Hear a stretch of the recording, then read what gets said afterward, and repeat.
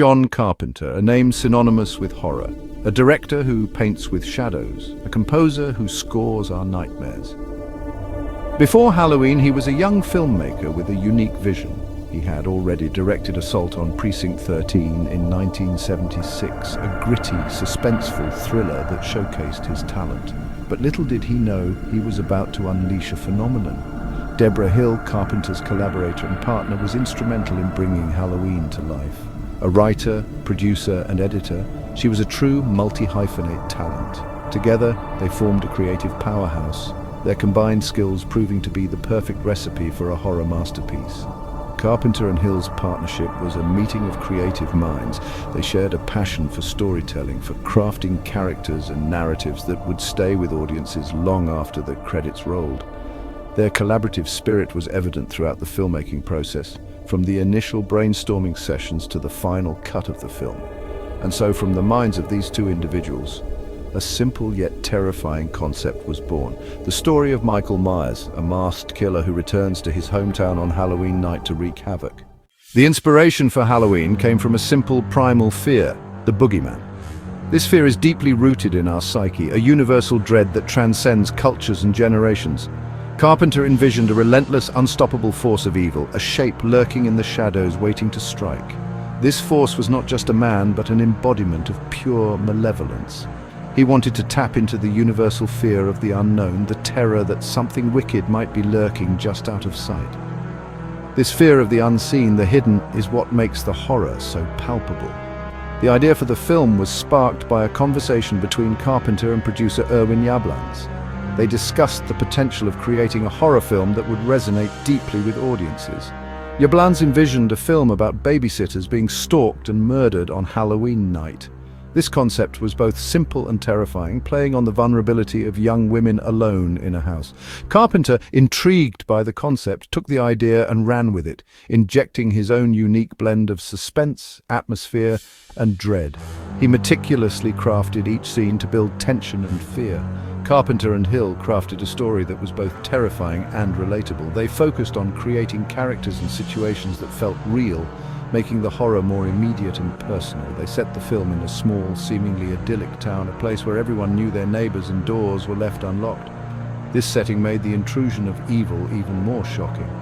By placing the horror in an everyday setting, they made it all the more effective, reminding audiences that evil can lurk even in the most mundane of places. The familiar became frightening. The brilliance of Halloween's premise lies in its simplicity.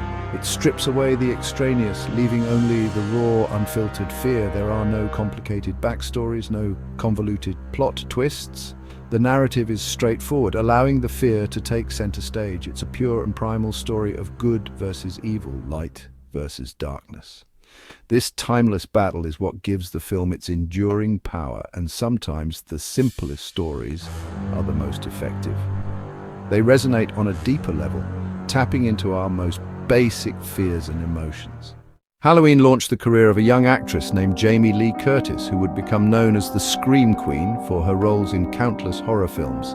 Her portrayal of Laurie Strode was a defining moment, not just for her career, but for the horror genre itself.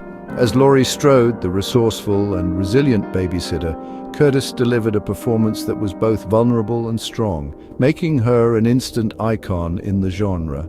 Her ability to convey fear and determination simultaneously set a new standard for horror protagonists. Then there was Donald Pleasence, a veteran actor with a haunting presence that added a layer of depth to the film.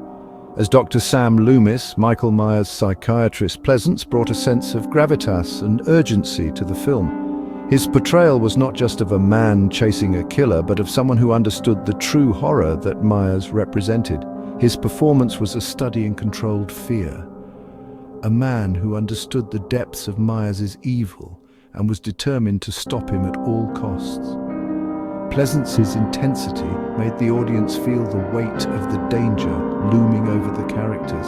And let's not forget the man behind the mask, Nick Castle, who embodied Michael Myers with an eerie stillness and unsettling physicality. His portrayal was chilling in its simplicity.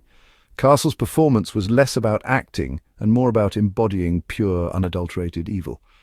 His ability to convey menace without words was a testament to his skill. He moved with a deliberate, almost predatory grace, his presence alone enough to send shivers down the spines of audiences worldwide. Every movement was calculated, adding to the terror. The chemistry between the cast, particularly Curtis and Pleasence, was palpable. Their interactions added a layer of authenticity to the film. Their performances grounded the film's more fantastical elements, making the stakes feel real and the danger terrifyingly palpable.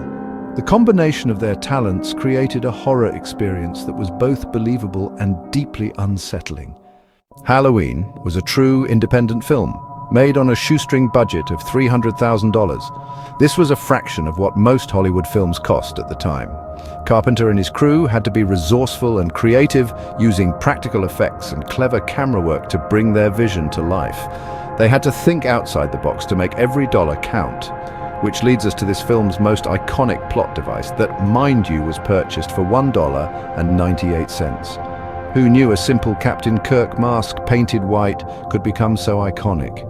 This mask, with its eerie blank expression, became the face of fear for generations.